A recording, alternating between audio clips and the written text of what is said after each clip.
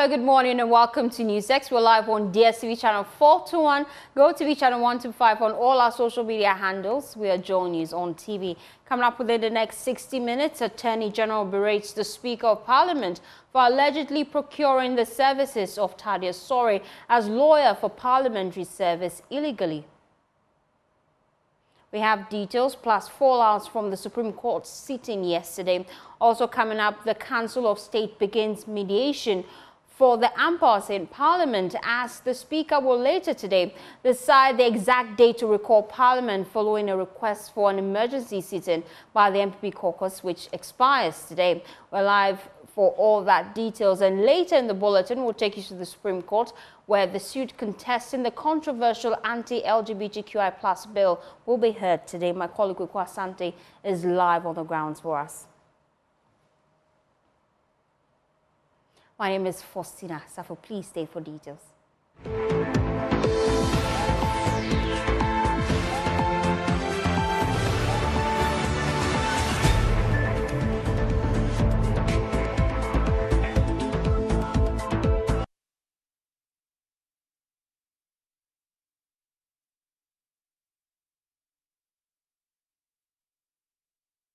Thanks for choosing us for your home of independent, fearless and credible journalism.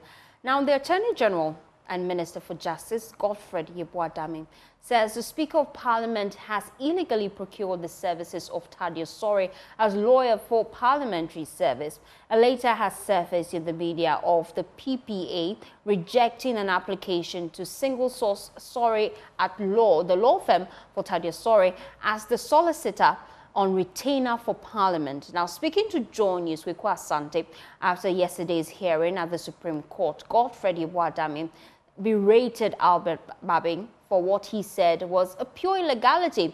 We'll hear from him shortly, but first, here's a wrap of what transpired in court yesterday. Speaker of Parliament Albert Babing took aim at the judgment of the Supreme Court that stayed its ruling on those 4 seats. He asked his lawyers to file an application to get that set aside. But even before that argument will be had in court, his lawyer was on his feet in opposition to one member of the panel, Justice Yao Enes-Gayewu. He was known to be associated with the New Patriotic Party.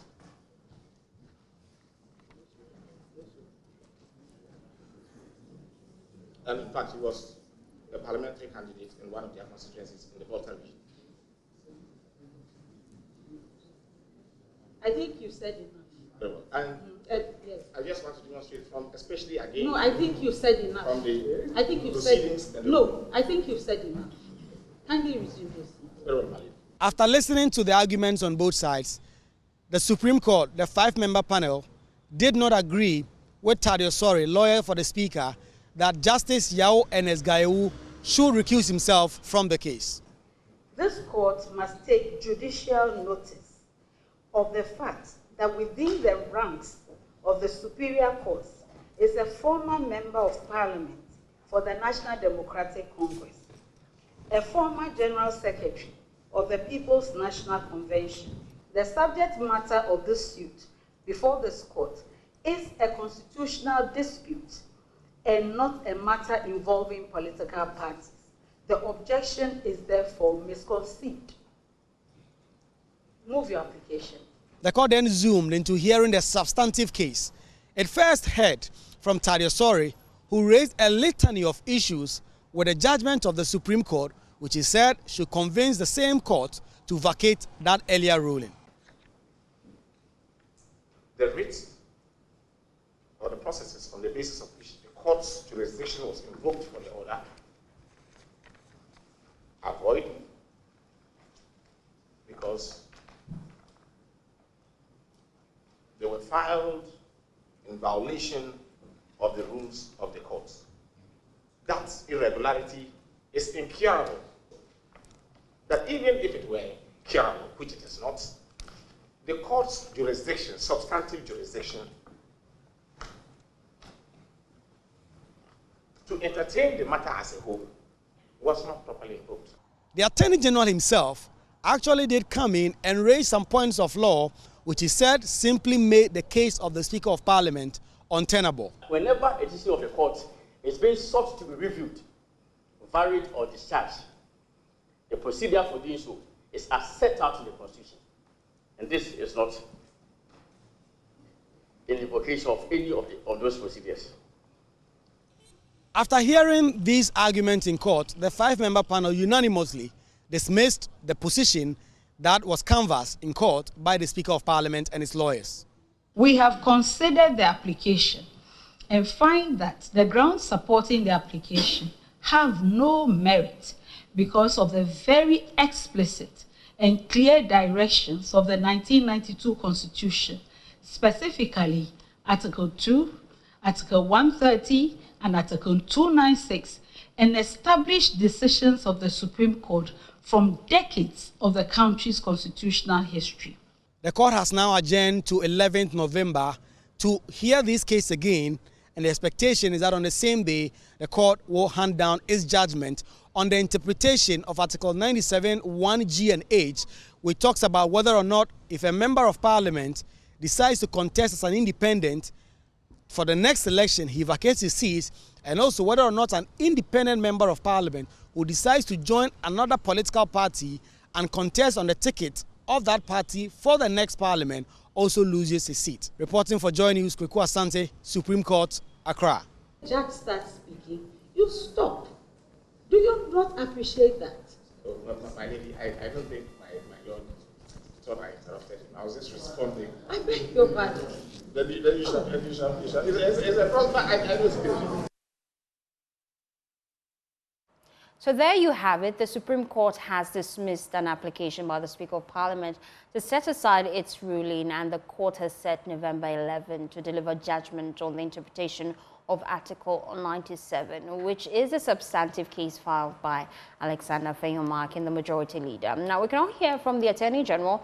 Now, he is objecting to the Speaker's decision to procure the services of Thaddeus Sory as lawyer for parliamentary services. Listen. I think it was a matter that was properly brought up, yes, because as I indicated to the court, the procurement of all goods, works and services of any person with public funds must be with the approval of the procurement authority. So it's a matter that is very important, and indeed, yes, we raise it. In the Namagacha case, the court stated that when it comes to issues where Parliament and the AG's office are cross purposes, they can hire different lawyers. Constitutional case, there's nothing like a person have an interest in it. What interest does the Speaker of Parliament have in the interpretation of the Constitution? So there's no interest, no personal interest of the Speaker of Parliament. And that's the point I sought to make. That indeed, when it comes to constitutional actions, the most important interest is the true and proper interpretation of the relevant provision of the Constitution. And that is it. So it's not as if a person has a personal interest in it.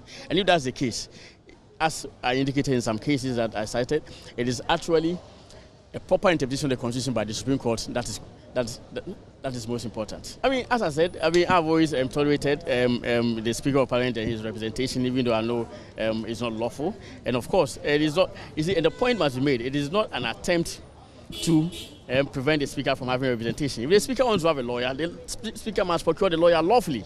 And then, as I said, the Attorney General, even when he's seeking the service of a lawyer to represent the government in cases outside the country, in foreign court, goes through PPR approval all the time.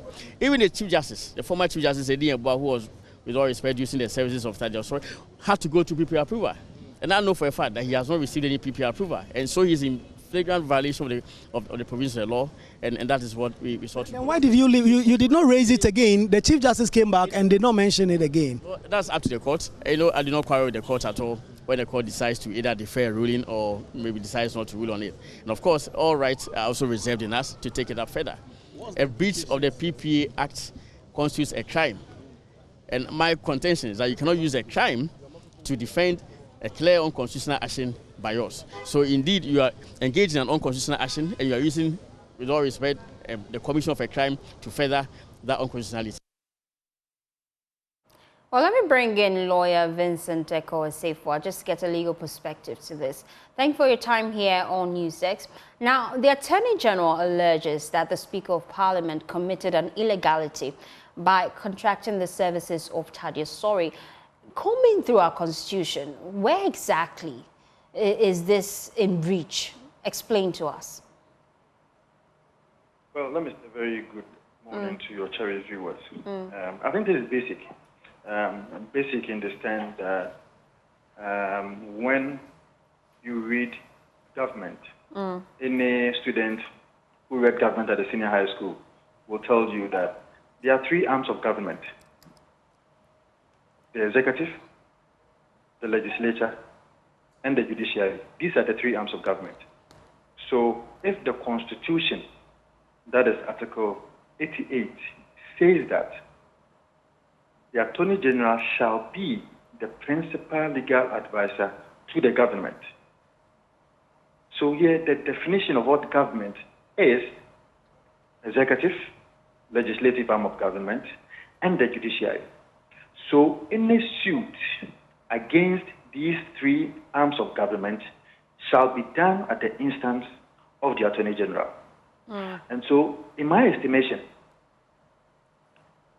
the Honorable Afenyomakin, when he was triggering this suit, like the Attorney General even pointed this yesterday at the Supreme Court, that it should have been at the instance of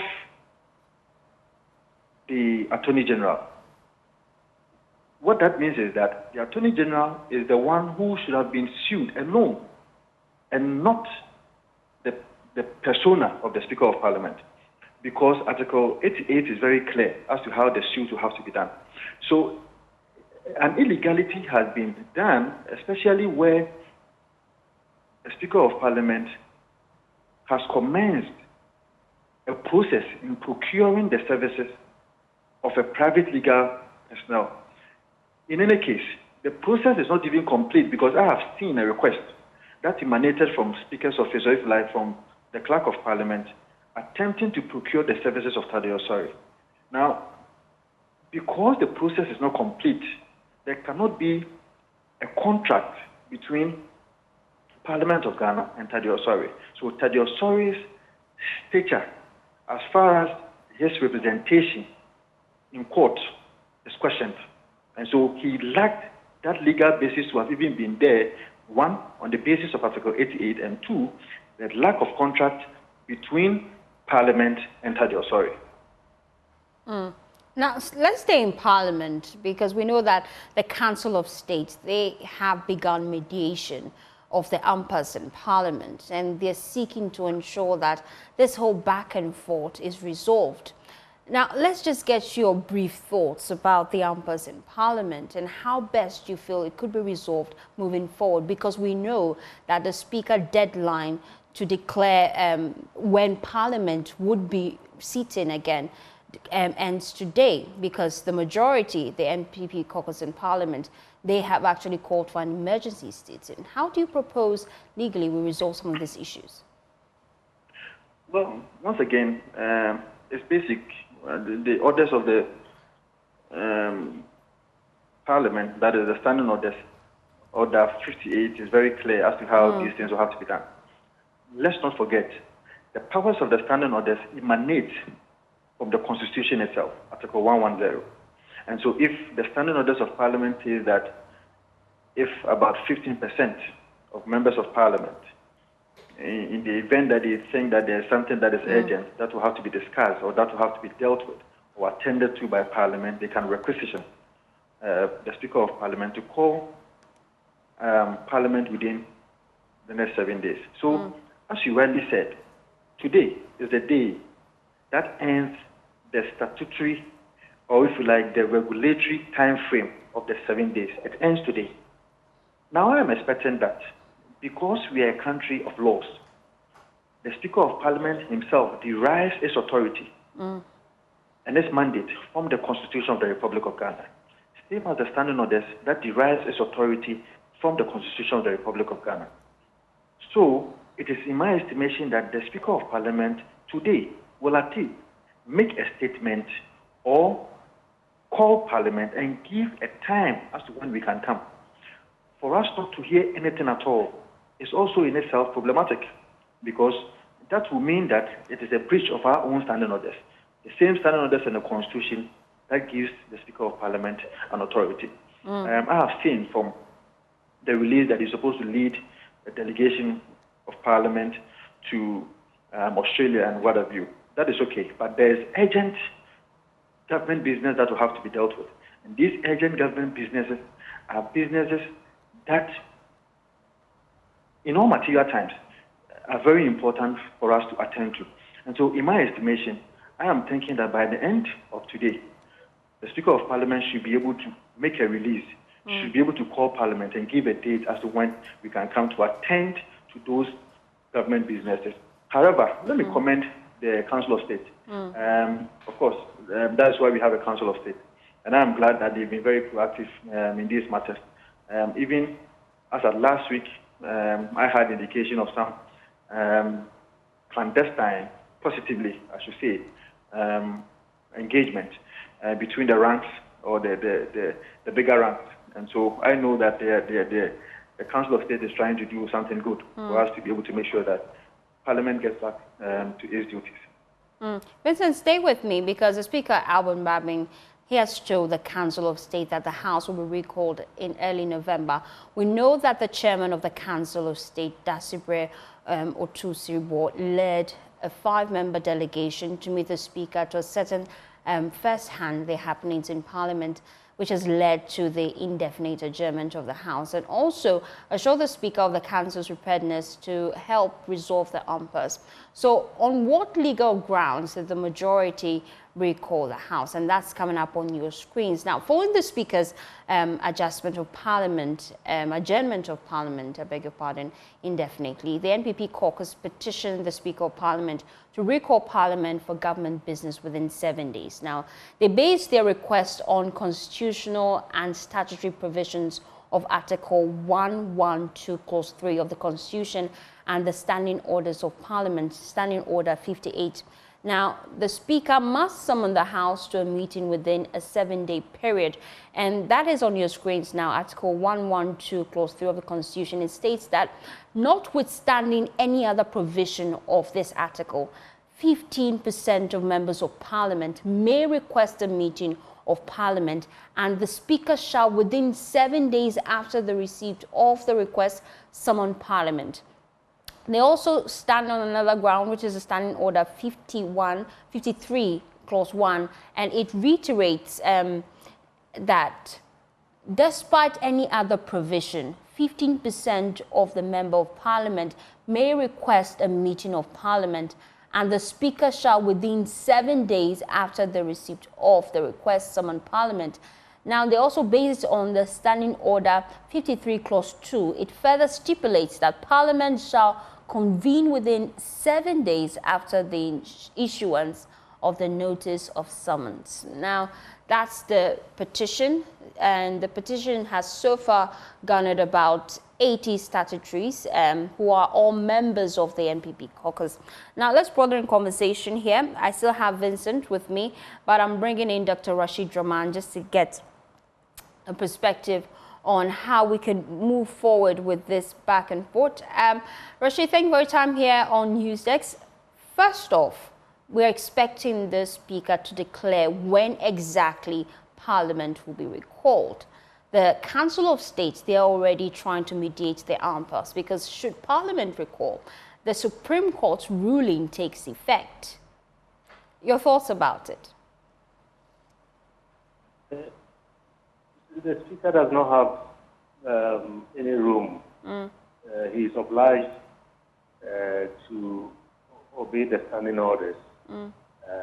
Hence, the recall, since the petition has been made, he has to go according to what the standing orders say. But the big question still remains. How do we resolve this political problem? The Supreme Court and the courts can,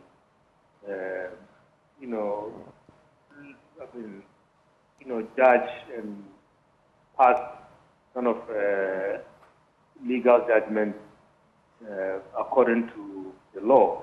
But I think this goes beyond the law, in my humble opinion. Why? Why do you think so? Well, I mean, you need the two sides to cooperate, especially in this tight-hand parliament where the numbers are not in favor of either side. If today only one side is in the House decisions cannot be made. And we are saying that we are recalling Parliament because there are urgent national kind of business that have to be undertaken. Do we just focus on legalities and say, Parliament come back, Speaker obey the court, and so on? I think it goes beyond that. And so I believe the effort by the Council of State is very commendable in this regard.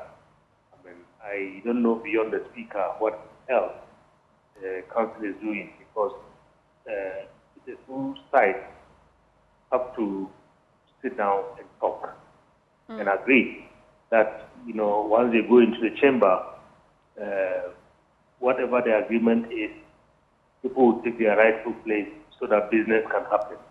If not, we are going to see a repeat of, last week, Tuesday.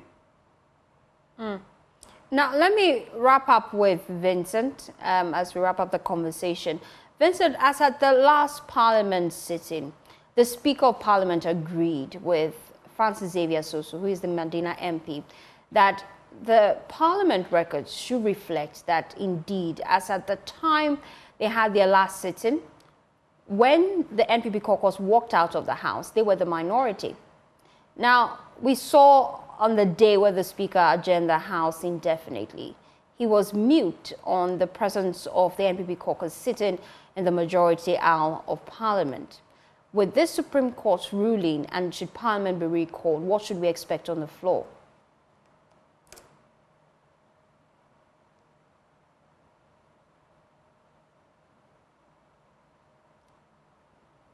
Vincent, I seem to have lost connection to him. Vincent, you may have to position rightly for me to hear you clearly. As we work the lines to get Vincent to just wrap up the conversation. Yeah, I'm here. Great. Vincent, I was just getting your thoughts about the Supreme Court's ruling on the Speaker's case.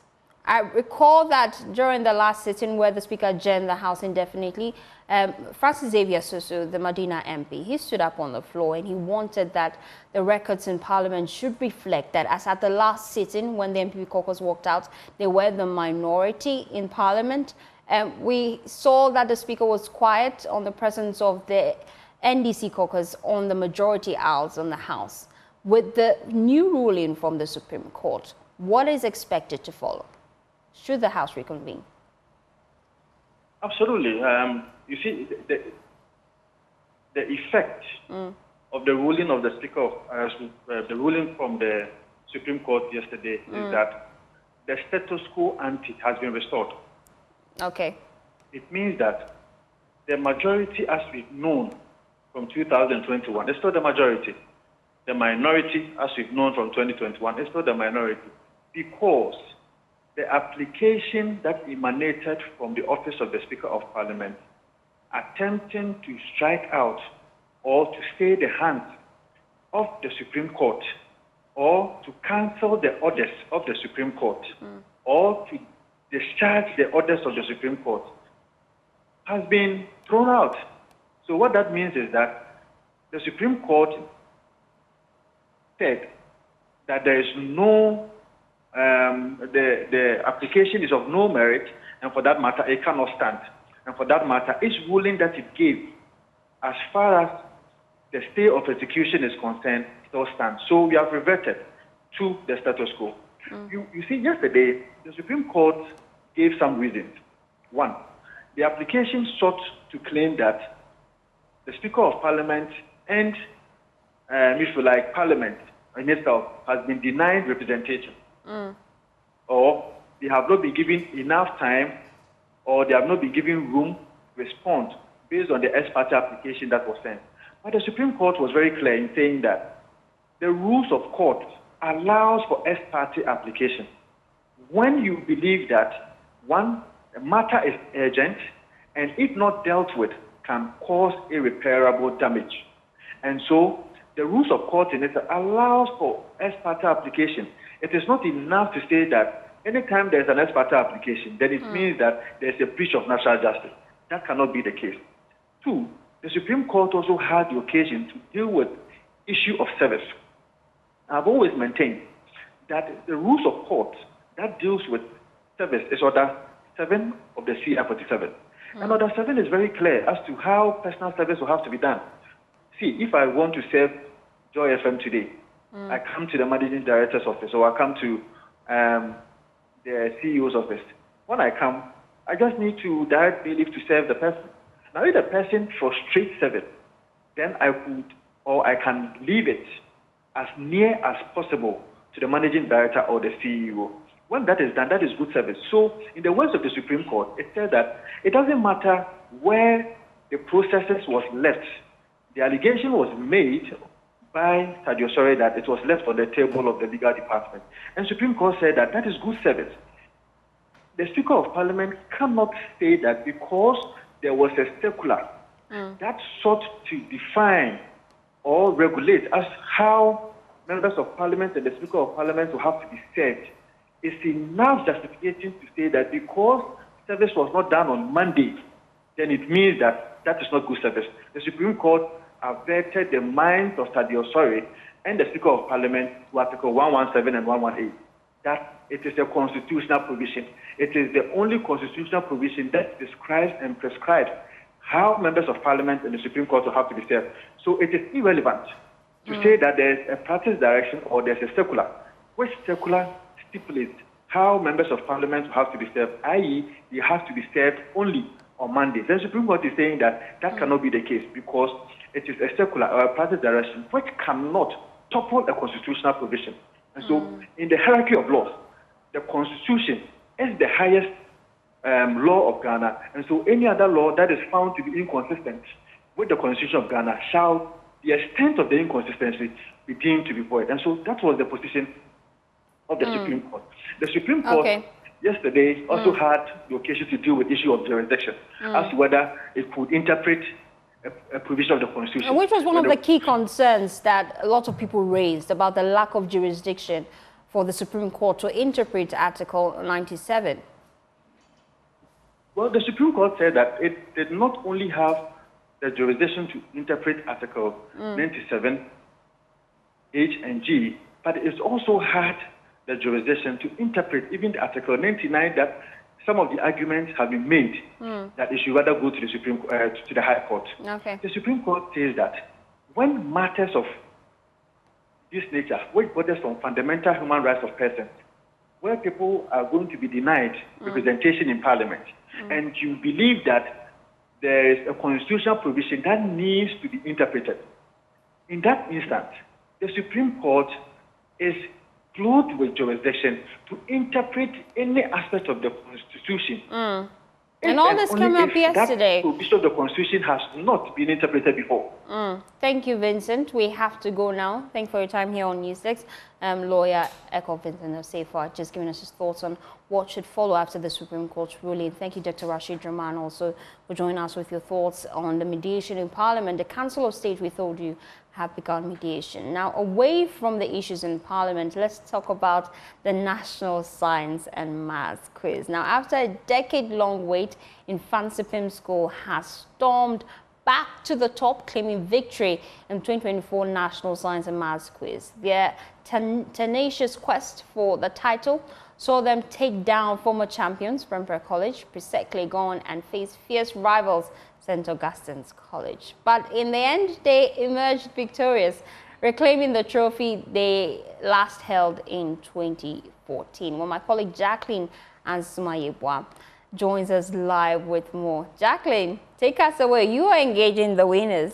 We started this journey with 500 schools, over 500 schools. We started that's the national championship with 157 down to 3 for the finale. And of course, we had one ultimate winner. But before we go to the winners, let me quickly acknowledge our sponsors. The 2024 National Science and Maths Quiz is produced by Primetime Limited and sponsored by the Ghana Education Service in partnership with Gol PLC and supported by Pepsodent's Jupaid Money Transfer, Prudential Life Insurance Ghana, Better Malt, ALS, Kivo, Bell Beverages, Flora Tissues, Coronation Insurance, Accra College of Medicine, University of Mines and Technology, Academic City University College, PMMC Jewelry, GTP, YFM and the Gelmark Foundation. And the broadcast of the 2024 National Science and Maths Quiz on Joy News is supported by NASCO, Vitamilk, Virtual Security Africa, Ace Medical Insurance, Build Financial Technologies, DPS Roofing,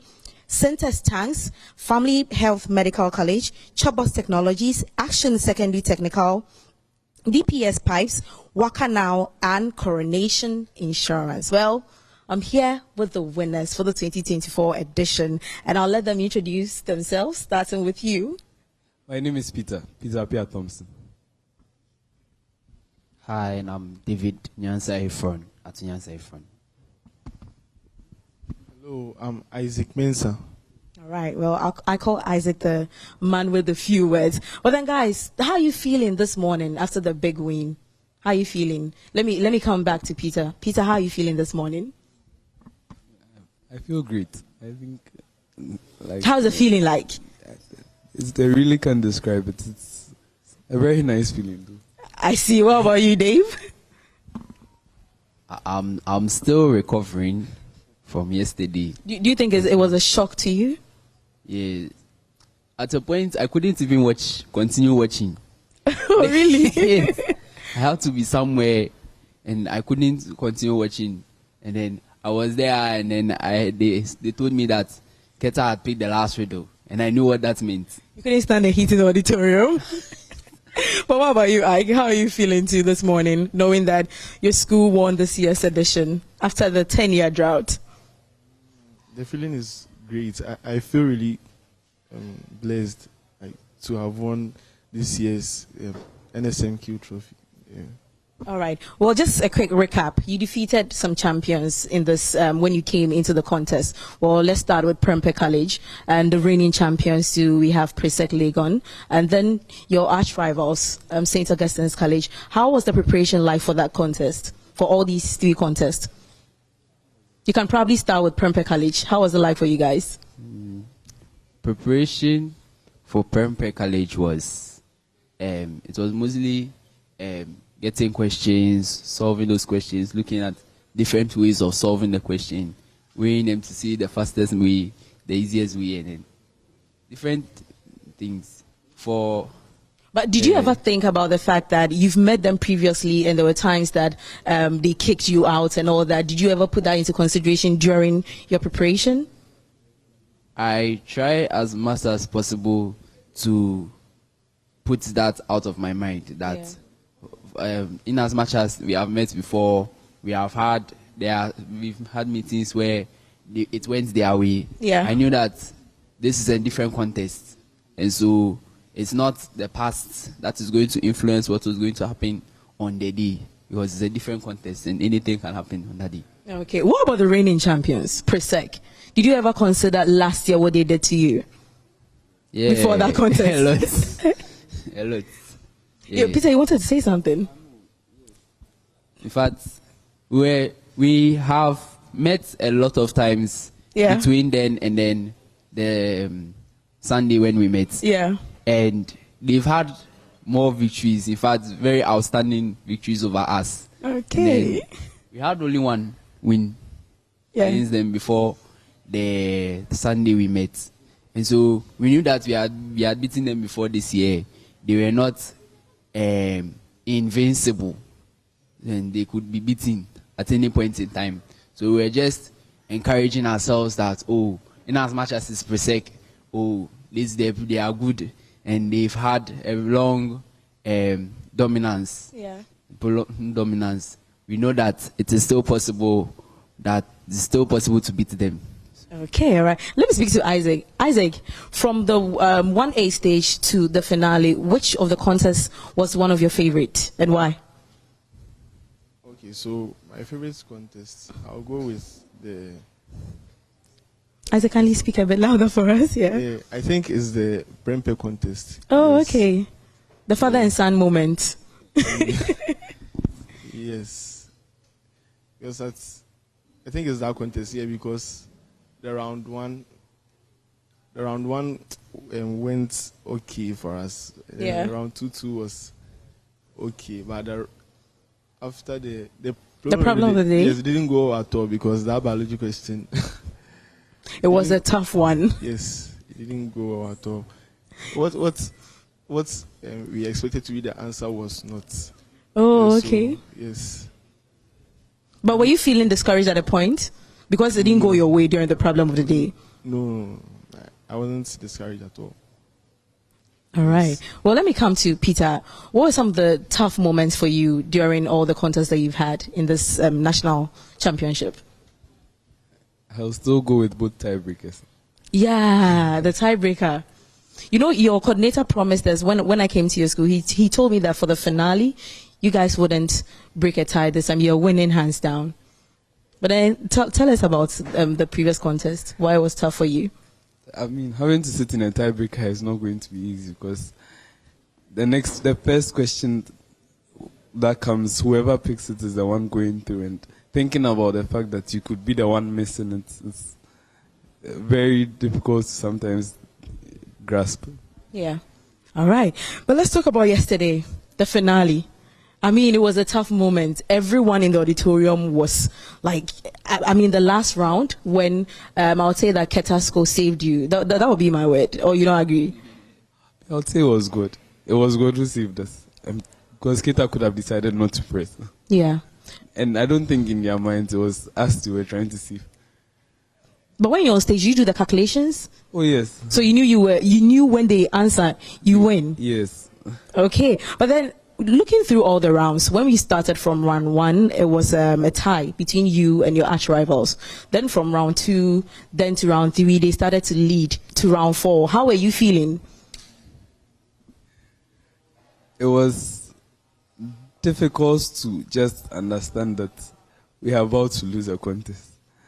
I mean, we have come so far, having to think about the fact that you lose in the final, it wasn't going to be easy. I think God has just been good to us now. Looking back at the whole thing, I don't know how, I can't even describe how I was feeling at the time. I see.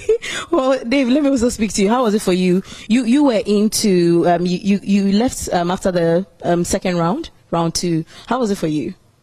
For me, I wasn't ready to accept that we would come to the final and then lose. So when we went through round 1 and we were tired, I was like, oh, good, we are tied. So there's no upper hand from round 1. But then the speed race, there was a point where Augusto picked the biology question. Yeah. The mass set followed. They picked the first one. The second one was one nobody expected. Yeah. And Alex even told me that he didn't expect it was the other guy who rang. And then they picked that one too.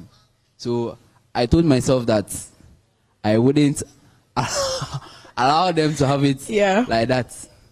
So I was just glad that we were able to take the last mathematics. But then thinking about the way they had taken more speedways questions, and then I was going to then leave. At a point in time, I felt like some of the things that I did in round 1 and in round 2 might just cost us the A. And in as much as it was difficult to think about, at a point going off, I was just praying that the people would do it. Then true of us, whenever Peter raises his hand, and then I hear no, then I'm like, hey.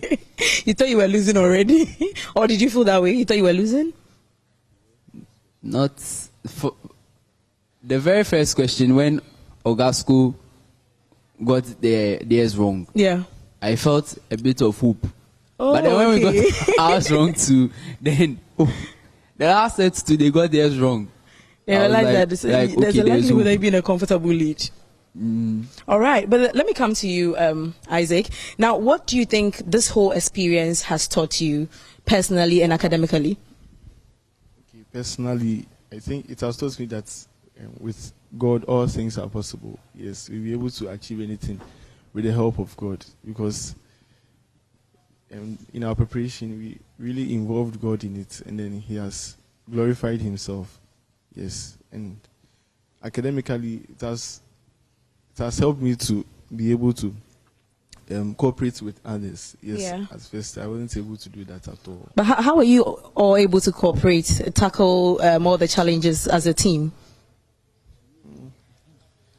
It's not that easy though, but Yeah. it's not that easy because sometimes one person will have a different answer, and then like It was difficult. Yes, it was difficult. And sometimes one has to compromise for the other person to say his answer.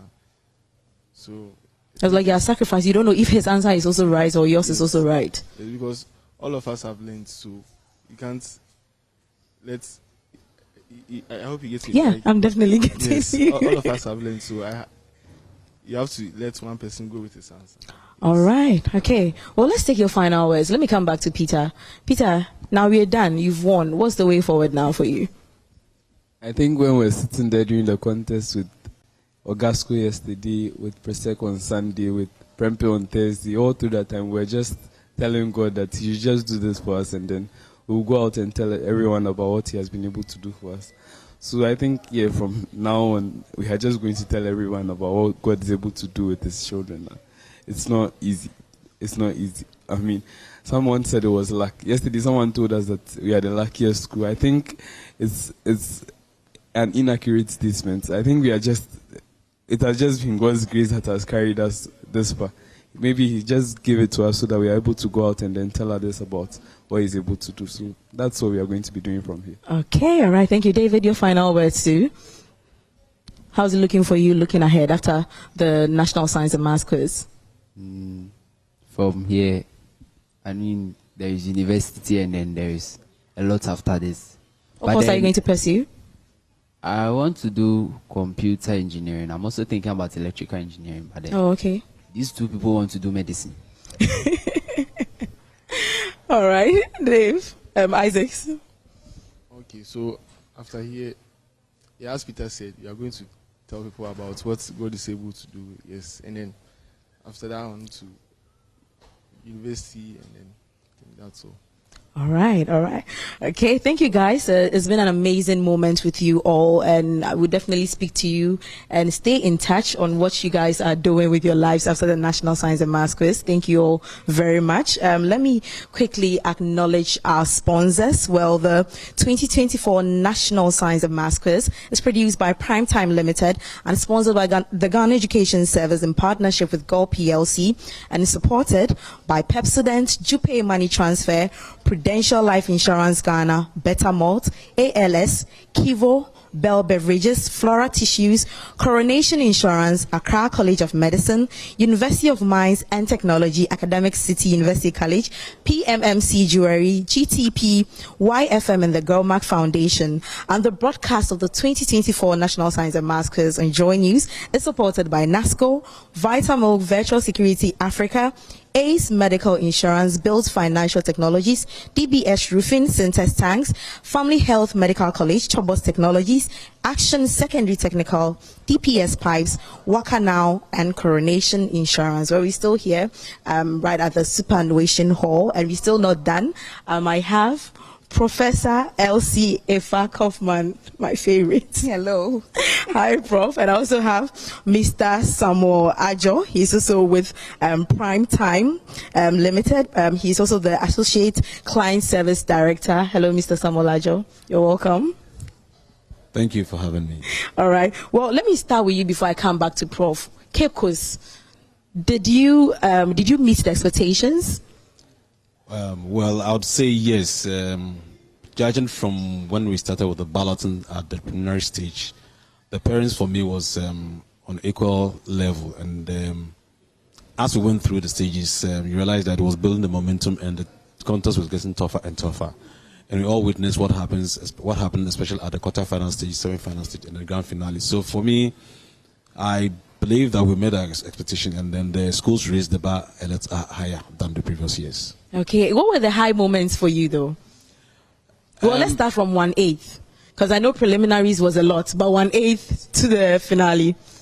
Well, there were a lot of moments, in terms of a lot of contests that were, I can't really pinpoint one, but for me, my high moments were that for the quarterfinals, semi-finals, where Fanspin were able to beat Prempeh College, and then again to go on to beat Presec, the defending champions, and then to eventually get to the finals win. Those were my high moments for this year's contest. Okay, well, I couldn't agree with you less. Well, Prof, I mean, what were your highlights of the moment? You came in during the quarterfinal to the semis and to the finale to meet your big boys and girls.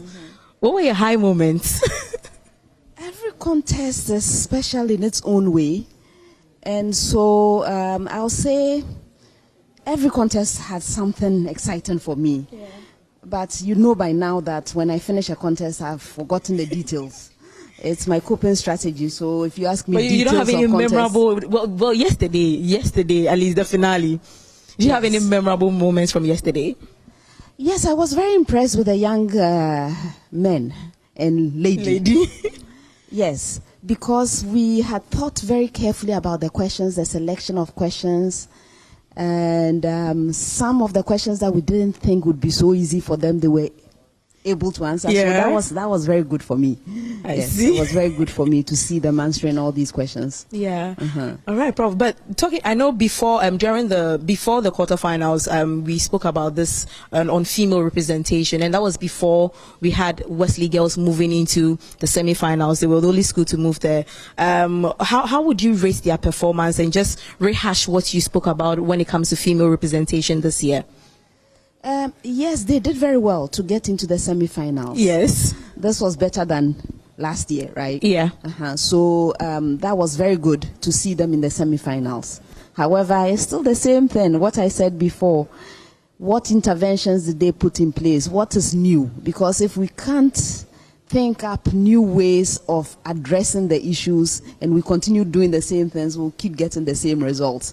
So I look forward to what they will do, all these girls' schools, what they are going to be doing this coming year to make them better prepared for the one ahead. I know, right? 2025. But then, Prof, your general overview, I know you're saying that you don't recall your previous contest, but then how would you assess, or what would be your general overview of this year's performance by the students? Yes, the students have done very well. We actually increased levels of difficulty across. Oh, okay. And to see them still doing well, that's nice. It means our students are doing better than we actually expected. I was talking to Chief Consultant that he needs to up his game. The math was their refuge. It seems like everybody can do math. They were all getting the answers correctly. Yes, in mathematics. So Chief Consultant is going to do his bit for the next edition. Physics still is a problem. So we'll see what we can do about that one. Are you likely to make it a bit flexible or still? No, they will learn. They will learn, yes. All right, Prof, I'll come back to you. But then, Mr. Ajo, we realized there was a new trophy yesterday. Most people were asking, can you just let us know? People wanted to find out that, is it because Presec had won so many times, that was why they get to keep it? Just fill us in on that one. All right, if you win a particular trophy for three times, that particular trophy for 3 times, then you get opportunity to keep it for keeps. Yeah. And Presec, as of last year, won it for keeps because that was the 3rd year of winning that particular trophy. And so it means that belongs to them and it's gone forever. So then a new trophy would have to be brought on board, which is what you saw yesterday. So that's the new trophy. So Fansima has won once. They are won for the first time. We'll see whether in the future they will win it 2 more times, and then they can keep it for keeps. Or another school will do the honors of winning 3 times and then therefore keeping it. So we'll see. Okay, but does it have to be like every year, or especially we have Infantipim winning this year? Do they have to win next year and the following year to keep the trophy? Not necessarily. Oh, okay. Not necessarily. I mean, so it can be any time. If they miss it for next year and there's 2026, they're able to win it. It means they would have to win for the 2nd time. If 2028 they win, that means they have to take it for keeps. So that's how it works. All right. Well, you are with Primetime, the main organizers of the National Science and Maths Quiz. How would you also rate the girls' school's performance this year? Just like Prof said, for me, I think that this year was much better as compared to that of last year. I'm quite impressed with Wesley girls, even St. Louis, I mean, wherever they got to. So for me, and I also want to give shout out to Perpetua. I mean, even though, yes, yeah, she's from Keta SHT, not a girl, but she's a girl. And for me, having gotten that far shows the pedigree that the girls can also do, if and only if they put in a lot more effort in their preparations. So for me, they upped their game this year, and I think that they can do better. Okay. All right. Coming back to Prof. Prof, you realize that this year, most of the questions the consultants and yourself, you all try to make the questions relatable. Yesterday, for instance, the Gobe question, and previous contests, I heard some about Galamsey. Was that deliberate? Yes, we've always done it. I'm even surprised that people don't notice. I remember the palm, it was the red oil. Yeah. Exactly, and especially in the finals. The finals usually have a different character. We intentionally pick questions to engage our audience. We know we have a large audience at the finals. Not everybody is a science person, but we want to make science relatable. Sure. So the questions in the finals are specially selected to do that. And we've been doing it for years. I'm surprised people are now noticing. The other levels of competition, we still bring in applications. And this time I was making an effort to bring in how the things we are talking about are applicable to life. Okay. Yes. So maybe you noticed a bit. Yes, I did. Yeah. All right. And I also noticed a lot of questions on the principle of superposition this year. I don't know if it was also deliberate. It was deliberate. You remember the controversy last year? Yeah, the whole brouhaha last year. We were actually surprised that our schools, our teachers, and the students. Sorry. Can you come again? Okay, the principle of superposition. We were actually very concerned last year that a principle like that became a controversy. It meant that the fundamental understanding of that concept was not there. Yeah. So what we decided to do this year is to, well, it started from the semifinals. Yeah. Actually, a bit in the quarterfinals, and then the semifinals, every single semifinal contest, the last set of true or false questions was dedicated to the principle of superposition, either linear or non-linear. The purpose was to demonstrate that this principle is not as simplistic as they have been making it out to be.